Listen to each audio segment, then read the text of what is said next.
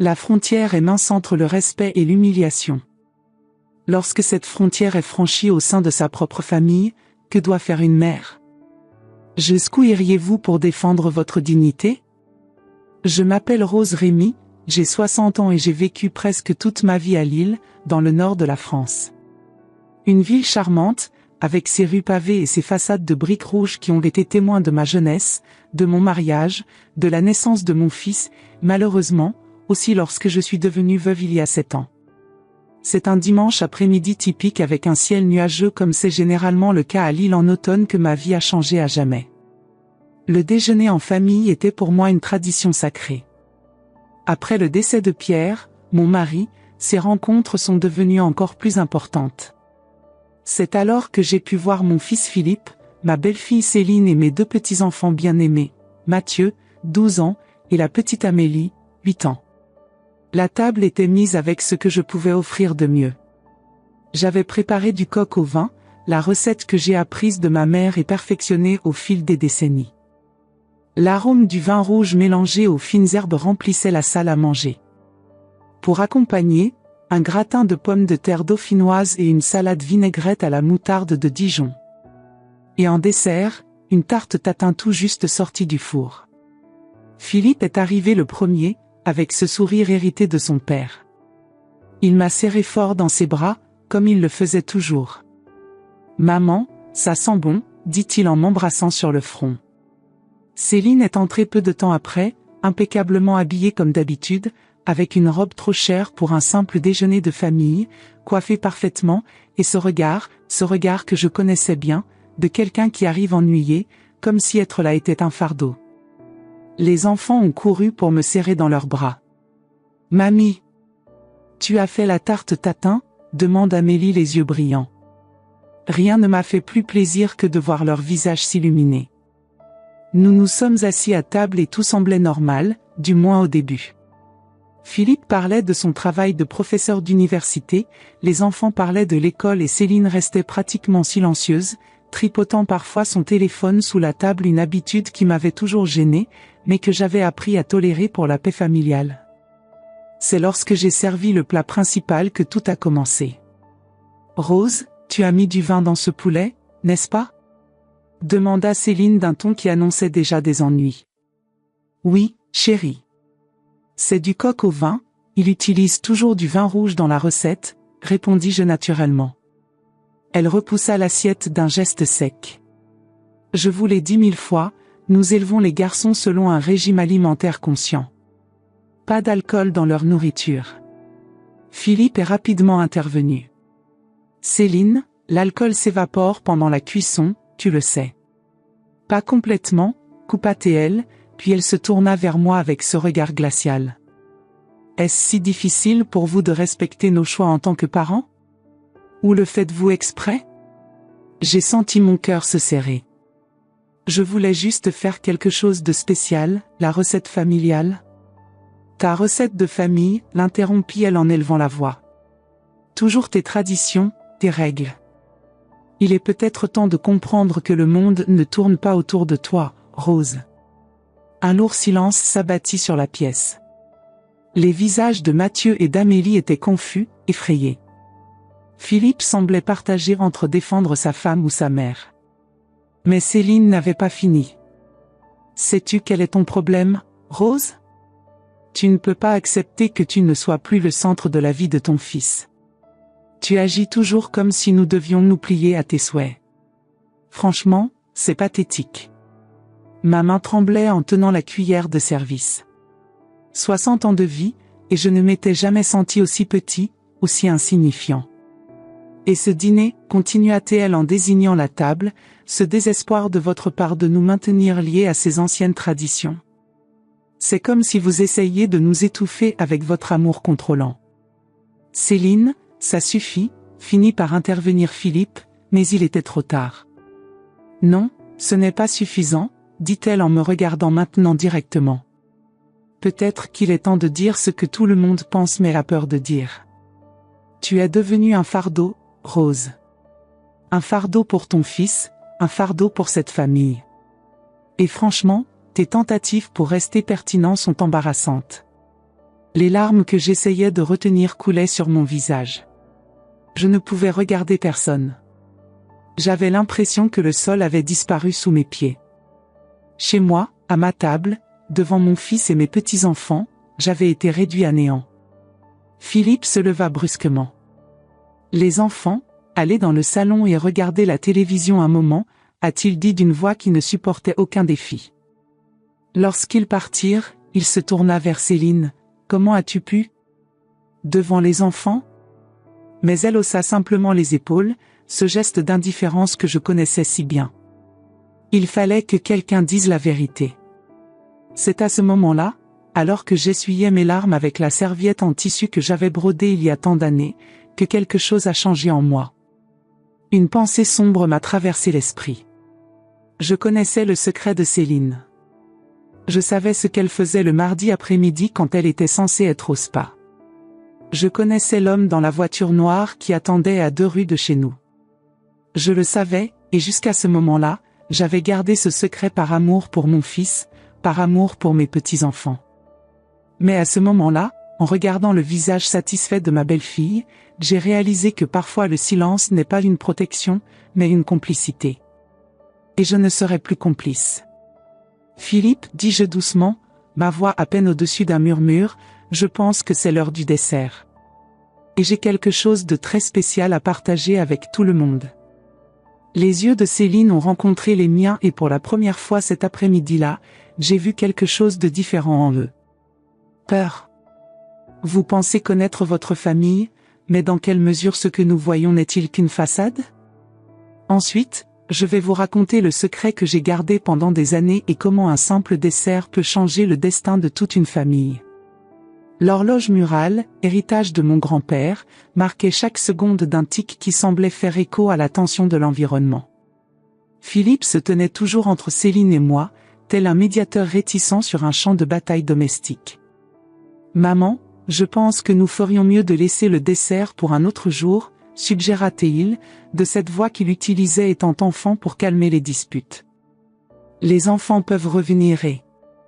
Non, mon fils, l'interrompis-je avec un calme que je ne savais même pas posséder. Les enfants devraient rester dans la chambre pour le moment. Ce dessert est réservé aux adultes. Je me suis levé lentement, ressentant le poids de la soixantaine, mais aussi un regain de force que je n'avais pas connu depuis que j'ai fait face au diagnostic de cancer de mon mari Pierre, il y a des années.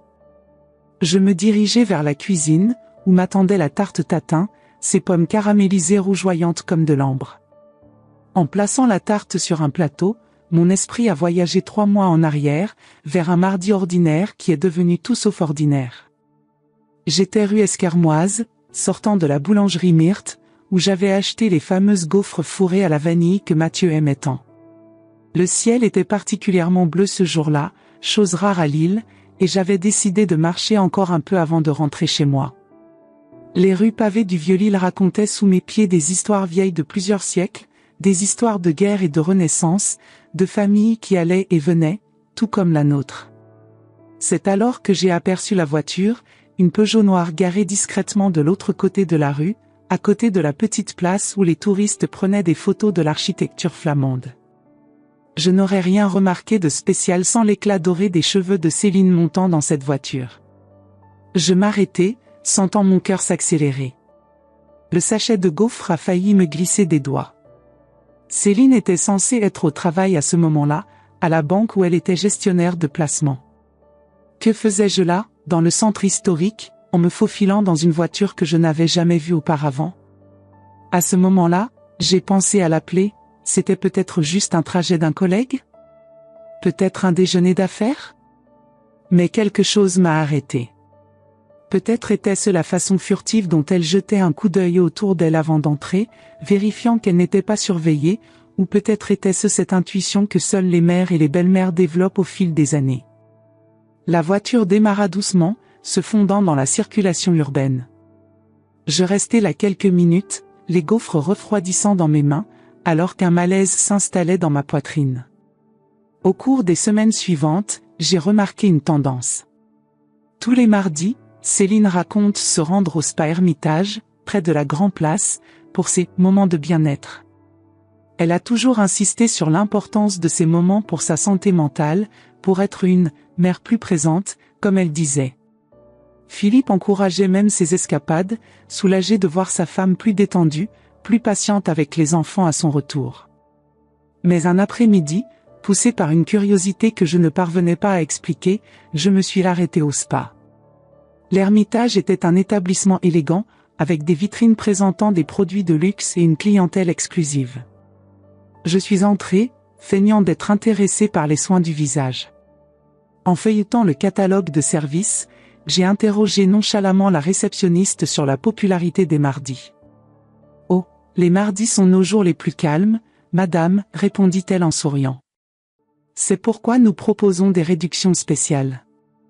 J'imagine que c'est à ce moment-là que madame Rémy arrive, alors, commentai-je, comme si je ne voulais rien. Ma belle-fille dit toujours à quel point elle apprécie la tranquillité. La réceptionniste fronça les sourcils, consultant discrètement l'ordinateur. Madame Céline Rémy? Je ne vois aucune réservation récente pour elle. Étrange, répondis-je, ressentant une sensation de serrement dans mon estomac. Elle vient tous les mardis. La jeune femme hésita, visiblement mal à l'aise de contredire un client. En fait, madame, baissa-t-elle la voix, madame Rémy avait résilié son abonnement mensuel il y a presque un an. Je m'en souviens car elle était une cliente régulière. Je suis sorti du spa avec un léger vertige, comme si le sol vacillait sous mes pieds. Céline avait menti. Pendant près d'un an, tous les mardis, elle a menti sur l'endroit où elle se trouvait, sur ce qu'elle faisait. Alors, un mardi pluvieux, j'ai fait quelque chose que je n'aurais jamais pensé faire. Quelque chose que j'aurais mal vu si quelqu'un me l'avait dit. J'ai suivi ma belle-fille. La journée a commencé comme les autres. Céline partait travailler le matin, impeccablement vêtue de son costume gris, ses cheveux blonds attachés en un élégant chignon. À 2h de l'après-midi, je reçois un message de Philippe me demandant d'aller chercher Amélie à l'école, car Céline avait une urgence au travail. J'ai bien sûr accepté, toujours heureuse de passer plus de temps avec ma petite fille. Mais à 14h30, au lieu d'aller à l'école, je me suis rendue en voiture à la banque où travaillait Céline. Je me suis garée de l'autre côté de la rue, me sentant comme un personnage d'un film d'espionnage bon marché, complètement hors de mon élément. À 14h45, Céline quitte le bâtiment, mais ne semble pas pressée par une urgence. Elle marcha calmement jusqu'à une rue latérale et prit un taxi. J'ai suivi le taxi du mieux que j'ai pu, les essuie-glaces travaillant furieusement contre la pluie incessante de l'île. Elle descendit rue Nationale, où l'attendait la même Peugeot noire. Comme la première fois, elle regarda autour d'elle avant de monter dans la voiture. Et je l'ai suivie dans la circulation urbaine jusqu'à un petit hôtel-boutique de la rue de Paris. L'hôtel des artistes n'était pas le genre d'endroit qui attire l'attention. Discrètement élégant, avec seulement 12 chambres, connu pour son intimité et sa discrétion. Le genre d'endroit où se retrouvent les gens qui ne veulent pas être vus. Je me suis garé à une distance sûre et j'ai attendu, la pluie créant un voile translucide entre moi et le monde extérieur. Céline entra dans l'hôtel sans se retourner. 20 minutes plus tard, un homme est arrivé. Grand, bien habillé, avec des cheveux gris sur les tempes et une allure qui suggérait l'autorité. Il n'était pas éblouissant comme les stars de cinéma, mais il avait cet attrait qui vient de la confiance, du pouvoir. Ils n'échangeaient ni baisers ni câlins en public, ils étaient discrets. Mais à la façon dont ils se regardaient. J'ai reconnu ce regard. C'était la même chose que Pierre m'avait offerte quand nous étions jeunes, quand notre amour était encore nouveau, électrisant, irrésistible. Je suis resté dans la voiture pendant près de 2 heures, les gouttes de pluie glissant sur les vitres comme des larmes que je ne pouvais pas me permettre de verser. Pas à cause de ce que j'avais découvert après tout, qu'était pour moi Céline sinon la femme que mon fils avait choisie? Mais pour la douleur que cela causerait à Philippe s'il le savait, pour le monde de Mathieu et d'Amélie qui serait déchiré. Je les ai vus partir, chacun à des moments différents. D'abord lui, ajustant sa veste, vérifiant sa montre comme s'il terminait une réunion d'affaires. Puis, un quart d'heure plus tard, Céline, le visage marqué par cette expression que j'ai immédiatement reconnue, la satisfaction langoureuse qui suit l'intimité. Je suis rentré chez moi ce jour-là le cœur lourd. Non pas à cause de ce qu'il avait découvert, mais à cause de ce qu'il devrait faire de cette information. J'aimais mon fils. J'aimais mes petits-enfants. Révéler ce que je savais pourrait détruire la famille à laquelle je tenais tant. Dans les semaines qui ont suivi, j'ai observé Céline avec des yeux différents. J'ai remarqué comment elle souriait à son téléphone lorsqu'elle recevait certains messages. Comment j'ai inventé des rendez-vous de travail qui ne pouvaient jamais être reportés. Comme elle paraissait parfois distante lors des dîners de famille, perdue dans des pensées qu'elle ne partageait pas. Et le plus troublant, la façon dont elle traitait Philippe avec une impatience croissante, comme s'il était un obstacle sur son chemin.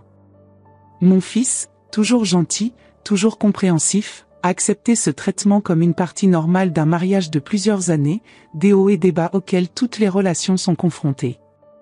Un soir, alors que nous faisions la vaisselle après le dîner, Philippe m'a avoué qu'il s'inquiétait pour son mariage. « Je ne sais pas ce qui se passe, maman, dit-il en séchant distraitement une assiette. Céline semble si distante ces derniers temps. Comme si elle tolérait simplement notre vie ensemble. J'ai senti le poids du secret m'écraser. Serait-ce le moment de le dire? Pour ouvrir les yeux de mon fils sur la trahison qui se produisait sous son propre toit? Mais j'ai regardé dans le salon, où Mathieu aidait Amélie à faire ses devoirs, leurs têtes blondes penchées sur leurs livres, et les mots sont morts dans ma gorge. Tous les mariages traversent des moments difficiles, répondis-je, me détestant pour ma lâcheté. Peut-être que vous avez besoin de temps rien que pour vous deux. Un week-end, loin des enfants et du travail. Philippe souriait, ce sourire confiant qu'il avait hérité de son père. Tu sais toujours quoi dire, maman. Je planifierai quelque chose pour notre anniversaire le mois prochain. Alors j'ai gardé le secret. Semaine après semaine, tandis que Céline poursuivait ses escapades du mardi, je restais silencieux. Je me suis dit que c'était par amour pour ma famille, que je protégeais mes petits-enfants de la douleur de voir leurs parents se séparer. Mais il y avait des moments, seul dans mon lit la nuit, où je me demandais si j'étais complice de quelque chose qui finirait par causer encore plus de douleur. Jusqu'à aujourd'hui. Jusqu'à ce moment, avec l'humiliation de Céline qui me brûlait encore la poitrine, avec ces mots cruels qui résonnaient encore à mes oreilles, tu es devenu un fardeau, Rose. Revenant au présent, j'ai placé la tarte au centre de la table. Le doux arôme des pommes caramélisées contrastait avec l'amertume de la situation. Tous les regards étaient braqués sur moi, Philippe confus, Céline inquiète. Avant de servir le dessert, commençai-je en regardant directement Céline, j'aimerais vous raconter une histoire. Une histoire sur les mardis. Le visage de Céline a perdu toute couleur. Ses mains, toujours aussi fermes et contrôlées, se mirent à trembler légèrement. Elle le savait. Je savais exactement ce que j'allais faire. Maman, je pense vraiment. Philippe essaya à nouveau d'intervenir. Philippe, dit-elle doucement, s'il te plaît, laisse-moi finir. Céline a dit que c'était l'heure de la vérité, n'est-ce pas? Et elle a raison. J'ai retiré la chaise et je me suis assis, ajustant ma serviette sur mes genoux comme si nous étions sur le point d'avoir une conversation informelle sur la météo. Il y a un petit hôtel rue de Paris, continuai-je d'une voix étonnamment ferme. Un lieu charmant et discret, avec des fenêtres donnant sur une cour intérieure.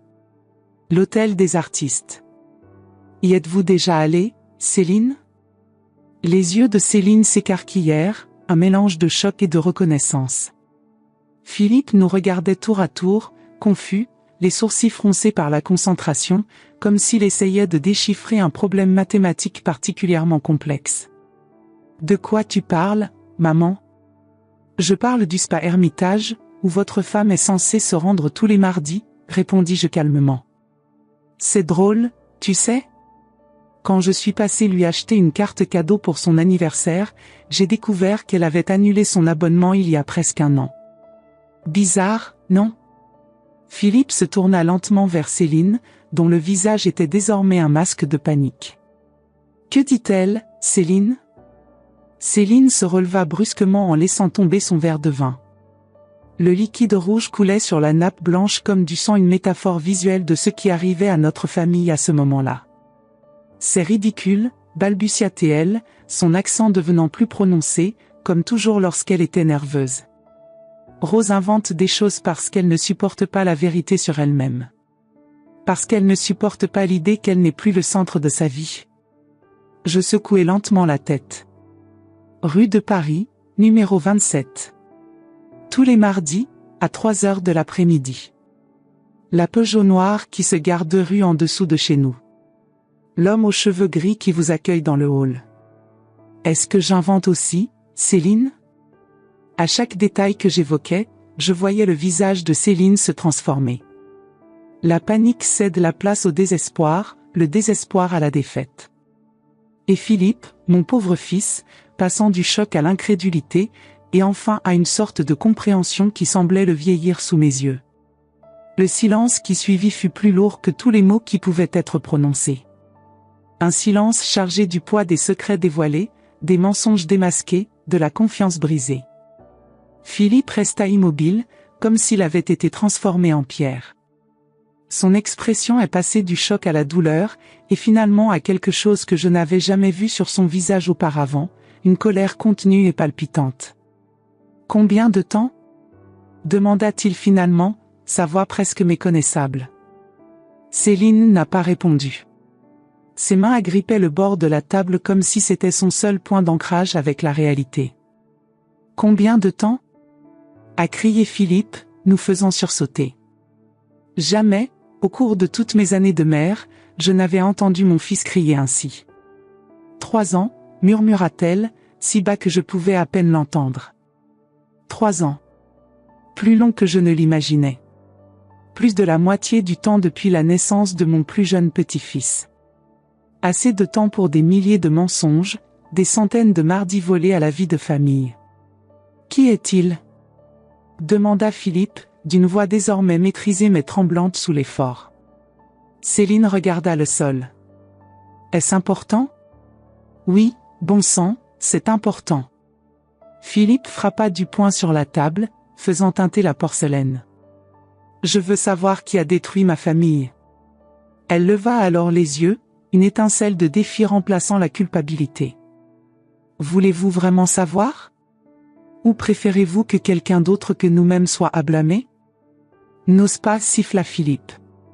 N'ose pas me mettre ça sur le dos. Je suis rentré chez moi ce jour-là le cœur lourd. Non pas à cause de ce qu'il avait découvert, mais à cause de ce qu'il devrait faire de cette information. J'aimais mon fils. J'aimais mes petits-enfants. Révéler ce que je savais pourrait détruire la famille à laquelle je tenais tant.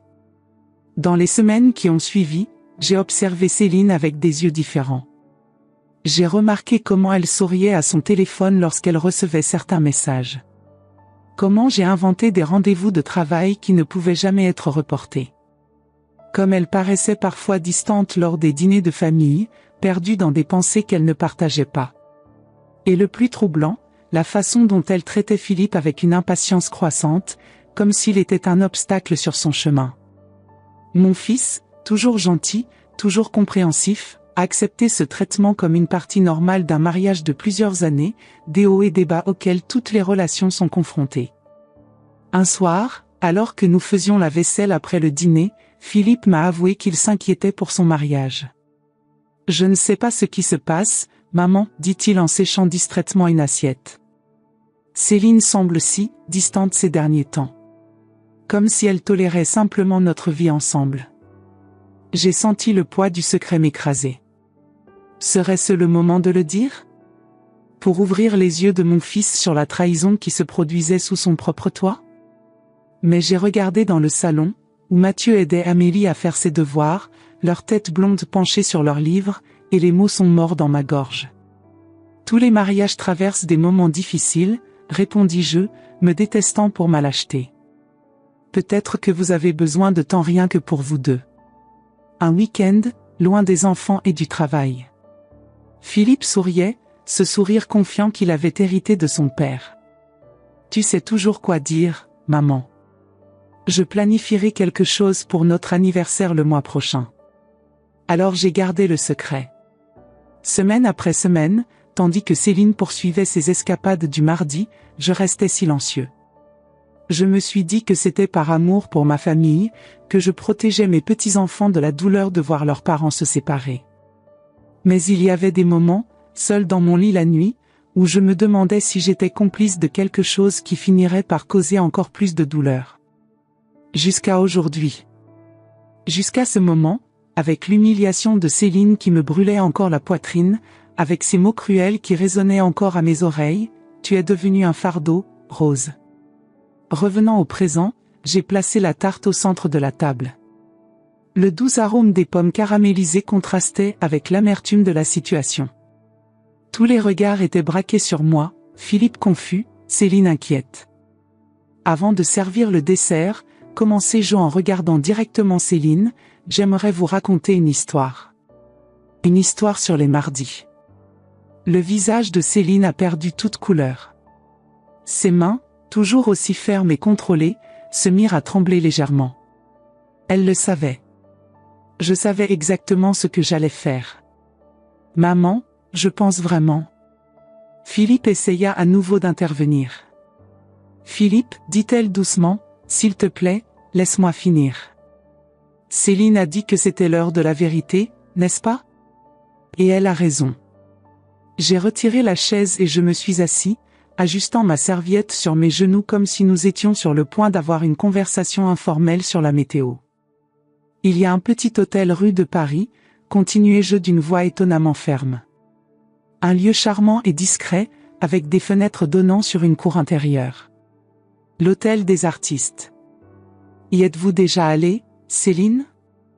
Les yeux de Céline s'écarquillèrent, un mélange de choc et de reconnaissance. Philippe nous regardait tour à tour, confus, les sourcils froncés par la concentration, comme s'il essayait de déchiffrer un problème mathématique particulièrement complexe. « De quoi tu parles, maman ?»« Je parle du Spa Hermitage, où votre femme est censée se rendre tous les mardis, » répondis-je calmement. « C'est drôle, tu sais ? Quand je suis passé lui acheter une carte cadeau pour son anniversaire, j'ai découvert qu'elle avait annulé son abonnement il y a presque un an. Bizarre, non ? » Philippe se tourna lentement vers Céline, dont le visage était désormais un masque de panique. « Que dit-elle, Céline ?» Céline se releva brusquement en laissant tomber son verre de vin. Le liquide rouge coulait sur la nappe blanche comme du sang, une métaphore visuelle de ce qui arrivait à notre famille à ce moment-là. « C'est ridicule, » balbutia-t-elle, son accent devenant plus prononcé, comme toujours lorsqu'elle était nerveuse. Rose invente des choses parce qu'elle ne supporte pas la vérité sur elle-même. Parce qu'elle ne supporte pas l'idée qu'elle n'est plus le centre de sa vie. Je secouai lentement la tête. Rue de Paris, numéro 27. Tous les mardis, à 3 heures de l'après-midi. La Peugeot noire qui se gare 2 rues en dessous de chez nous. L'homme aux cheveux gris qui vous accueille dans le hall. Est-ce que j'invente aussi, Céline ? À chaque détail que j'évoquais, je voyais le visage de Céline se transformer. La panique cède la place au désespoir, le désespoir à la défaite. Et Philippe, mon pauvre fils, passant du choc à l'incrédulité, et enfin à une sorte de compréhension qui semblait le vieillir sous mes yeux. Le silence qui suivit fut plus lourd que tous les mots qui pouvaient être prononcés. Un silence chargé du poids des secrets dévoilés, des mensonges démasqués, de la confiance brisée. Philippe resta immobile, comme s'il avait été transformé en pierre. Son expression est passée du choc à la douleur, et finalement à quelque chose que je n'avais jamais vu sur son visage auparavant, une colère contenue et palpitante. « Combien de temps ?» demanda-t-il finalement, sa voix presque méconnaissable. Céline n'a pas répondu. Ses mains agrippaient le bord de la table comme si c'était son seul point d'ancrage avec la réalité. « Combien de temps ?» a crié Philippe, nous faisant sursauter. Jamais, au cours de toutes mes années de mère, je n'avais entendu mon fils crier ainsi. 3 ans, murmura-t-elle, si bas que je pouvais à peine l'entendre. 3 ans. Plus long que je ne l'imaginais. Plus de la moitié du temps depuis la naissance de mon plus jeune petit-fils. Assez de temps pour des milliers de mensonges, des centaines de mardis volés à la vie de famille. Qui est-il? Demanda Philippe, d'une voix désormais maîtrisée mais tremblante sous l'effort. Céline regarda le sol. Est-ce important? Oui, bon sang, c'est important. Philippe frappa du poing sur la table, faisant tinter la porcelaine. Je veux savoir qui a détruit ma famille. Elle leva alors les yeux, une étincelle de défi remplaçant la culpabilité. Voulez-vous vraiment savoir? Ou préférez-vous que quelqu'un d'autre que nous-mêmes soit à blâmer?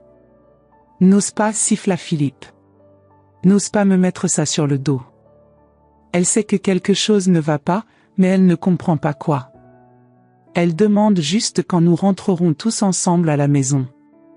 Chaque mot était comme un couteau. Et tu as dit?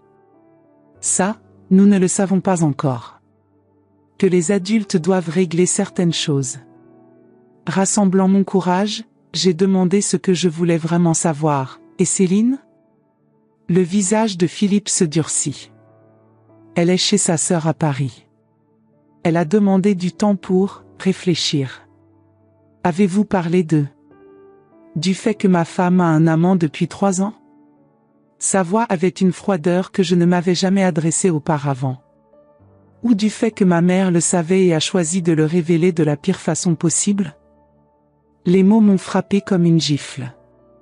Philippe, Non, m'a-t-il interrompu. Pas aujourd'hui, maman. Je ne peux pas avoir cette conversation aujourd'hui. Il s'est levé et est allé dans la cuisine, où je l'ai entendu avoir un ton joyeux avec les enfants. La visite s'est terminée plus tôt que prévu. Philippe inventa un prétexte pour un travail inachevé et les enfants, bien que réticents, suivirent leur père. Avant de partir, Mathieu hésita à la porte. « Grand-mère, dit-il en regardant ses pieds, papa a dit que parfois les adultes font des erreurs. De grosses erreurs. » J'ai avalé difficilement. « Oui, chérie. C'est vrai. As-tu fait une erreur ?» Ses yeux rencontrèrent les miens, cherchant des réponses que je n'étais pas sûre de pouvoir donner. Comment expliquer à un enfant que parfois la frontière entre justice et vengeance est si mince qu'on ne s'en rend compte qu'en la franchissant? Comment pourrais-je dire que je voulais blesser ta mère sans me rendre compte que les éclats d'obus allaient aussi le toucher? Oui, Mathieu, répondis-je finalement. J'ai fait une erreur. Une grosse erreur. Il hocha la tête, comme pour confirmer quelque chose qu'il soupçonnait déjà. Maman aussi, dit-il simplement, puis il suivit son père. Cette nuit a été la première d'une longue série que j'ai passée seule avec mes pensées, revivant le moment que j'ai choisi pour révéler le secret de Céline. Elle avait été poussée par l'humiliation, par la colère, par le désir de montrer qu'elle n'était pas le fardeau qu'elle décrivait. Mais ce faisant, j'étais devenu exactement ce dont elle m'accusait, quelqu'un qui avait blessé sa famille. Les jours se sont transformés en semaines. Les visites des enfants devenaient plus régulières, mais Philippe trouvait toujours un prétexte pour ne pas rester. Céline était revenue à Lille, mais vivait dans un appartement loué à proximité de son travail. Les ragots de quartier étaient omniprésents, les séparations alimentaient toujours les conversations dans les petits endroits comme le Vieux-Lille. C'est par un après-midi pluvieux, typique de l'automne dans notre région, que la sonnette a sonné à l'improviste. J'ouvris la porte et trouvai Céline, seule, ses cheveux dorés assombris par la pluie, sans le parapluie qu'elle portait habituellement. « Puis-je entrer ?» demanda-t-elle, sa voix dépourvue de la confiance dont elle avait toujours fait preuve. J'ai complètement ouvert la porte, ne faisant pas confiance à ma voix pour répondre. Elle entra, laissant une traînée d'eau sur le parquet. Je n'en ai rien dit, cela me paraissait tellement insignifiant maintenant. Nous sommes restés dans le salon, moi assis dans mon fauteuil habituel, elle sur le canapé, à regarder ses mains mouillées. Le silence ressemblait à celui d'une troisième personne dans la pièce. Philippe a demandé le divorce, dit-elle enfin. Je ne sais pas ce que vous attendiez de moi. Je suis désolée, semblait inapproprié, je comprends, semblait faux. Je l'ai bien mérité, a-t-elle poursuivi. Ce que j'ai fait, il n'y a aucune excuse. Je l'ai alors regardé, je l'ai vraiment regardé. Les yeux gonflés de quelqu'un qui ne dormait pas bien, le visage sans le maquillage parfait qu'il portait toujours, les mains qui tremblaient légèrement. D'une certaine manière, elle paraissait plus petite. Plus humain. « Pourquoi es-tu venue ici, Céline ?» J'ai finalement demandé. Elle leva les yeux, rencontrant le mien pour la première fois depuis son entrée. « Parce que tu es la seule personne qui connaît toute la vérité. La seule qui ne me regarde pas avec pitié ou mépris en faisant semblant de ne pas savoir. Tu sais exactement qui je suis et ce que j'ai fait. » C'était vrai. Je savais. Et d'une manière ou d'une autre, cela a créé un lien étrange entre nous. Les garçons souffrent, a-t-elle poursuivi, la voix brisée. Mathieu me parle à peine. Amélie pleure tous les soirs en demandant quand on rentre à la maison. Ce sont des enfants forts, a-t-il déclaré, essayant d'offrir un certain réconfort, même minime. Ils s'en remettront. Vont-ils vaincre? A-t-elle demandé, et j'ai réalisé que ce n'était pas une question rhétorique. Elle voulait vraiment savoir. Tu t'en es remis quand Pierre est mort? La mention du nom de mon mari m'a prise par surprise. Céline parlait rarement de lui. Non, répondis-je honnêtement. On ne s'en remet pas. On apprend à vivre avec le trou qui reste. On apprend à construire quelque chose de nouveau autour de lui. Elle hocha la tête, comme si c'était exactement la réponse qu'elle espérait. Je ne suis pas venue demander pardon, dit-elle au bout d'un moment. Pas pour Philippe, pas pour les enfants, pas pour toi. Je sais. Je suis venue parce que j'ai besoin de comprendre pourquoi. Pourquoi as-tu choisi ce moment pour le dire? Tu aurais pu le dire à Philippe en privé. Tu aurais pu me confronter. Pourquoi comme ça? La question que je m'étais posée des centaines de fois lors de nuits blanches. Parce qu'à ce moment-là, quand tu m'as traité de fardeau, quand tu m'as humilié devant mon fils et mes petits-enfants, je voulais que tu ressentes la même douleur. La même humiliation. La vérité s'est déversée de moi comme l'eau d'un barrage brisé. Je n'ai pas pensé aux enfants, ni à Philippe. J'ai juste pensé à te faire sentir petite, comme tu m'as fait me sentir. Céline n'a pas répondu immédiatement. La pluie frappait les fenêtres, seul bruit dans la pièce silencieuse. Je t'ai toujours envié, tu sais, dit-elle finalement, me surprenant. La façon dont Philippe parlait de toi, comment les enfants t'adoraient, comment tu rendais tout si facile, si naturel. Être mère, être épouse. Rien de tout cela n'est facile, répondis-je.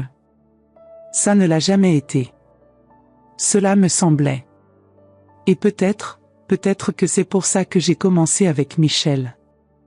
Parce qu'avec lui, je n'avais pas besoin d'être parfaite. Je n'avais pas besoin de rivaliser avec le souvenir d'une mère parfaite que mon mari adorait tant. L'ironie de la situation ne m'a pas échappé.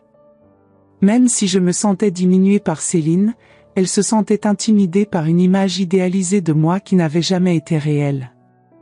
Nous avons tous les deux blessé cette famille, dis-je doucement. De manière différente mais tout aussi profonde. Elle hocha la tête, et pour la première fois depuis que je l'ai rencontrée, je vis en elle non pas une ennemie ou une rivale, mais une femme aussi brisée que moi. Qu'est-ce qu'on fait maintenant? A-t-elle demandé, une question sans réponse facile. J'ai regardé par la fenêtre, la pluie qui tombait sans pitié sur l'île, lavant les rues anciennes, ces mêmes rues où j'ai élevé mon fils, où il a rencontré Céline, où ils ont élevé leurs enfants. Je pense que nous avons commencé par récupérer les éclats d'obus, ai-je finalement répondu. Un par un.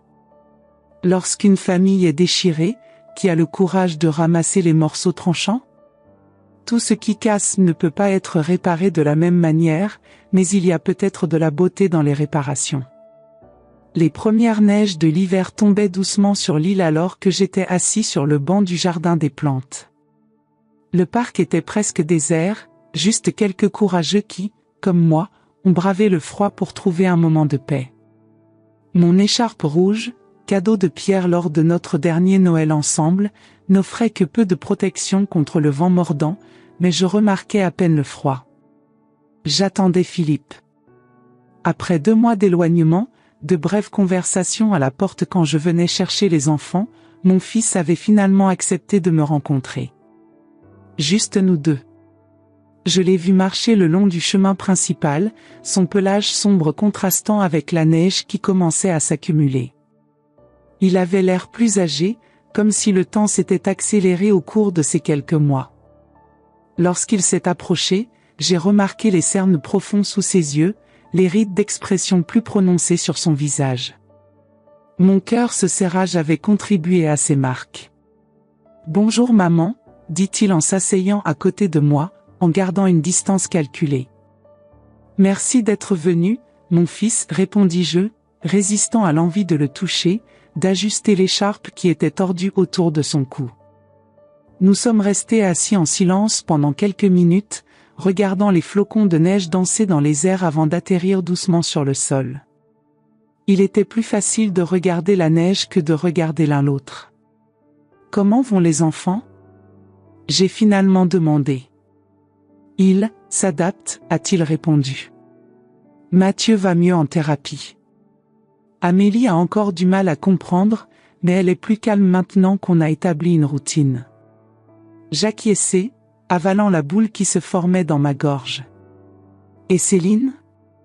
Philippe soupira, son souffle formant un petit nuage dans l'air froid. « Elle fait de gros efforts. Avec les enfants, je veux dire. C'est compliqué. Et le divorce ? Nous parlons de ça. Ce n'est pas une décision que je prends avec colère, maman. C'est... » Il hésita, cherchant ses mots. Il s'agit de ce avec quoi je peux vivre et de ce que je ne peux pas vivre.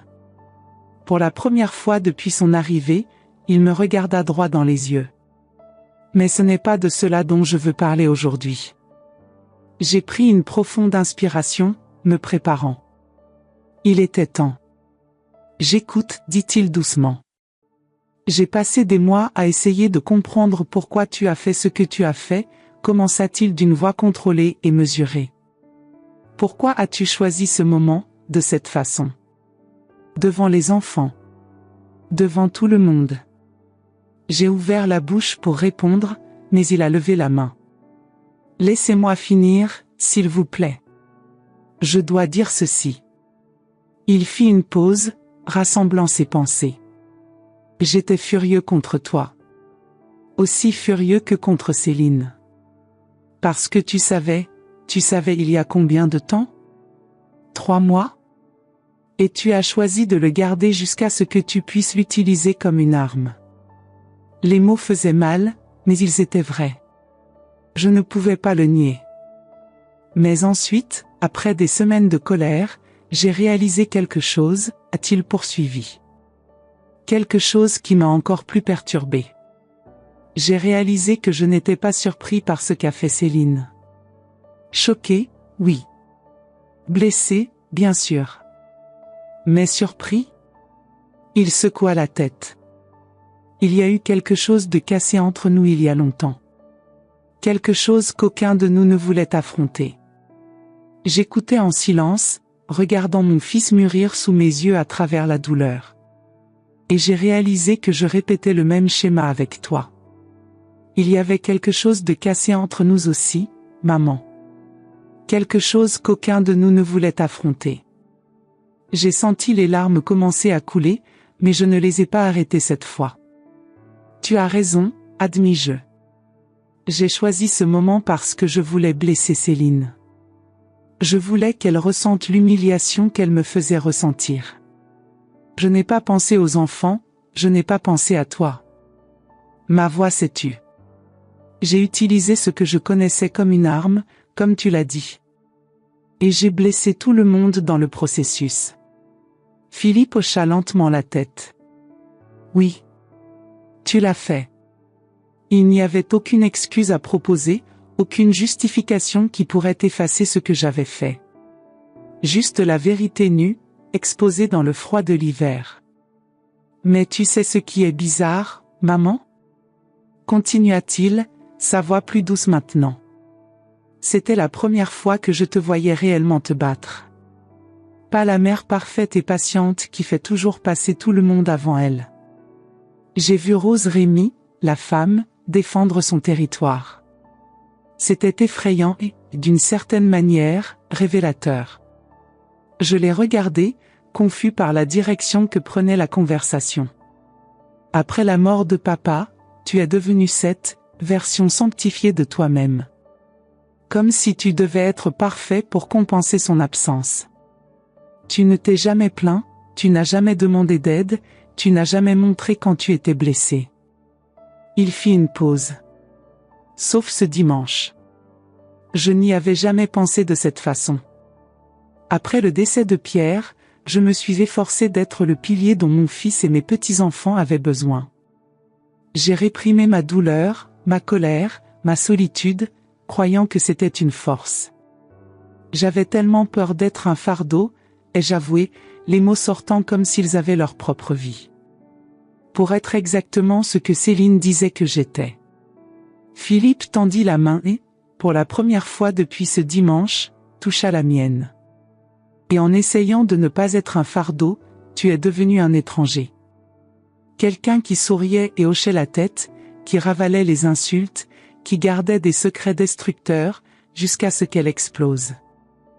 La neige tombait maintenant plus abondamment, créant un silence feutré autour de nous, comme si le monde nous donnait de l'intimité pour cette conversation longtemps reportée. Ce qui s'est passé ce dimanche-là était horrible, a poursuivi Philippe. Pour nous tous. Mais peut-être que nous avions besoin de quelque chose à briser pour pouvoir reconstruire différemment. Que veux-tu dire? Je veux dire que j'en ai marre des demi-vérités et des silences. J'en ai marre de vivre dans une famille où nous jouons tous un rôle, où personne ne dit ce qu'il ressent vraiment jusqu'à ce qu'il soit trop tard. Il m'a serré la main. Céline et moi, peu importe ce qui arrive dans notre mariage, apprenons à être honnêtes l'une envers l'autre. À dire quand nous sommes blessés, quand nous sommes en colère. Et je veux la même chose pour toi, maman. J'ai regardé nos doigts entrelacés, la seule partie de nous qui ne frissonnait pas de froid. Je ne veux plus de la mère parfaite, a-t-il déclaré. Je te veux. Même quand je suis en colère, triste ou imparfait. Les larmes coulaient maintenant librement sur mon visage, gelant légèrement sur mes joues. Je ne sais pas si je sais comment faire ça, admis-je. J'ai passé tellement de temps à essayer d'être ce dont je pensais que tout le monde avait besoin. Je sais, sourit-il légèrement. Et c'est ainsi que nous apprendrons ensemble. Nous étions assis là, la neige s'accumulant sur nos épaules, créant de petites couronnes blanches sur nos têtes. Deux survivants d'un tremblement de terre familial, contemplant les décombres et se demandant comment reconstruire. Céline est venue vers moi, lui ai-je dit. Il y a quelques semaines. Philippe parut surpris, mais pas en colère. Que voulait-elle? Comme toi, je suppose. C'est vrai. Compréhension. J'ai fait une pause. Elle m'a dit qu'elle m'avait toujours envié. Qu'elle se sentait intimidée par l'image que tu avais de moi. Il ferma brièvement les yeux. Cela ressemble à quelque chose dont nous aurions dû parler il y a des années. Oui, j'ai accepté.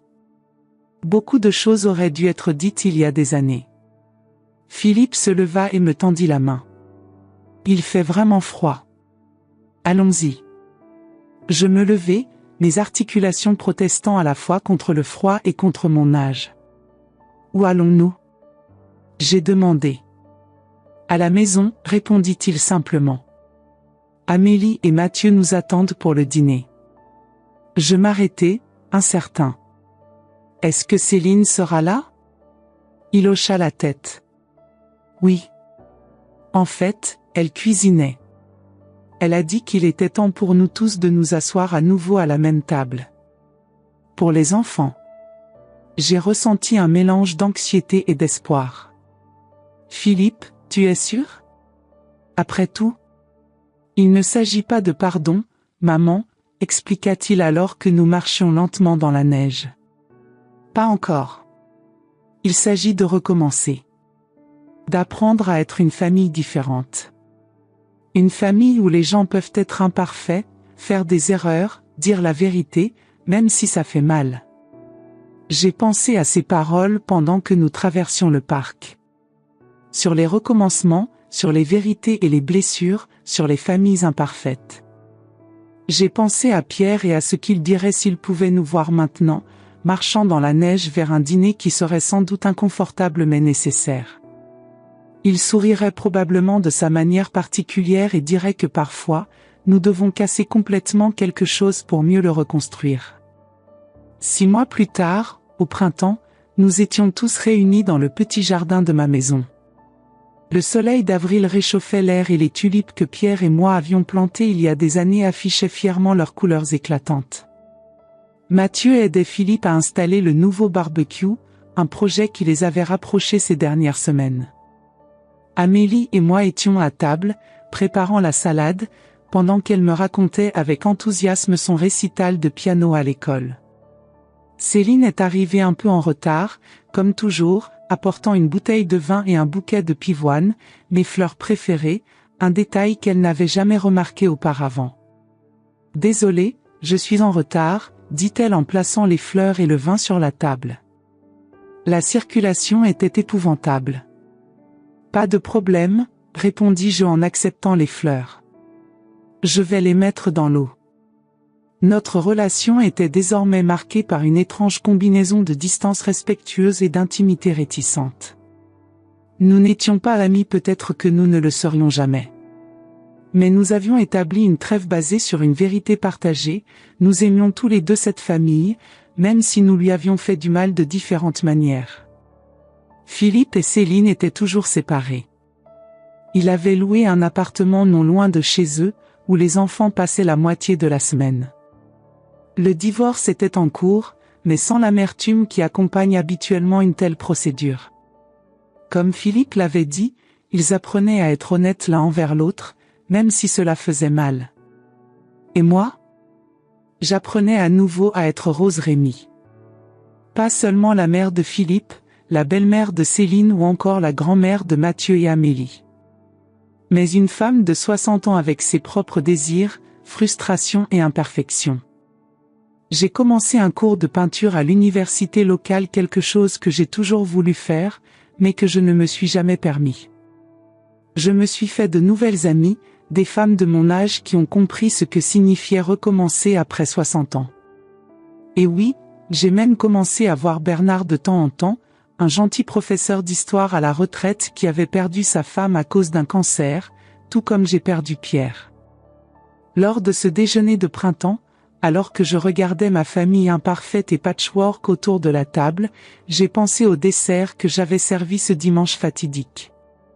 En fait, je l'ai utilisé comme une arme, sans penser aux conséquences. « À quoi penses-tu, maman ?» demanda Philippe en remarquant mon regard lointain. J'ai souri, décidant de faire ce que nous nous étions promis, dire la vérité, même si cela était inconfortable. Je pensais que parfois nous devons casser complètement quelque chose pour mieux le reconstruire, répondis-je. Ton père disait ça. Philippe hocha la tête et je vis dans ses yeux qu'il comprenait. Céline, qui n'a jamais assez bien connu Pierre pour comprendre sa philosophie, semblait curieuse. Qu'est-ce que cela signifie ? Cela signifie, expliquai-je en regardant chaque visage autour de la table, que parfois les choses doivent s'effondrer avant que nous puissions voir ce qu'elles sont réellement. Et donc lorsque nous reconstruisons, nous ne nous contentons pas de réparer ce qui était là avant. Nous créons quelque chose de nouveau. Quelque chose de plus honnête. Amélie, avec la sagesse innocente des enfants, ajouta, comme cet art japonais que tu m'as montré, grand-mère ? Celui où l'on répare des vases cassés avec de l'or ? Kintsugi, confirmai-je, impressionné par sa mémoire. Oui, exactement comme ça. L'idée que quelque chose qui a été cassé et réparé peut devenir plus beau, plus précieux qu'avant. Mathieu, qui était resté silencieux, comme d'habitude depuis ce dimanche, a surpris tout le monde. Donc nous sommes comme un vaisseau qu'insurgit maintenant? Une famille brisée réparée avec de l'or? Un silence pensif tomba sur la table. C'est Céline qui a répondu, sa voix plus douce que je ne l'avais jamais entendue parler. Je pense que oui, Mathieu. Peut-être que les fissures ont toujours été là, mais maintenant on peut les voir. Et au lieu de prétendre qu'elles n'existent pas, nous les remplissons de quelque chose de précieux. Honnêteté, proposa Philippe. Vrai. Désolé, ajoutai-je doucement, rencontrant pour la première fois le regard de Céline sans gêne. Et l'amour, a ajouté Amélie, avec la simplicité que seul un enfant peut offrir. Parce que même quand on est en colère, on s'aime toujours, non? Bien, avons-nous tous répondu ensemble, comme une chorale improvisée. Et là, sous le soleil printanier de l'île, entouré de ma famille brisée et réparée, j'ai réalisé que peut-être le dessert que j'avais servi ce dimanche-là n'était-il pas qu'une vengeance. Peut-être, involontairement, était-ce le début de quelque chose de plus authentique. Quelque chose qui, comme le kintsugi, montrait ses cicatrices avec fierté, transformant ce qui était autrefois caché en lignes dorées, visibles aux yeux de tous. Plus tard, en nous servant de la tarte tatin, oui, je l'ai quand même fait, mais maintenant avec moins de vin dans le caramel, concession silencieuse aux inquiétudes de Céline, j'ai compris que la vraie leçon n'était pas de servir des secrets en dessert, mais d'apprendre que certaines vérités, aussi amères soient-elles au début, peuvent éventuellement se transformer en quelque chose de sucré. Non pas pour oublier le passé, mais pour avoir le courage de l'affronter ensemble. Tout comme vous, je porte aussi des décennies d'histoire, de douleur et d'apprentissage. J'ai partagé avec vous mon parcours d'humiliation, de vengeance et finalement de reconstruction. Une histoire que beaucoup d'entre nous, avec nos cheveux gris et notre cœur marqué par le temps, connaissent bien. Avez-vous déjà gardé un secret qui pesait comme du plomb dans votre cœur?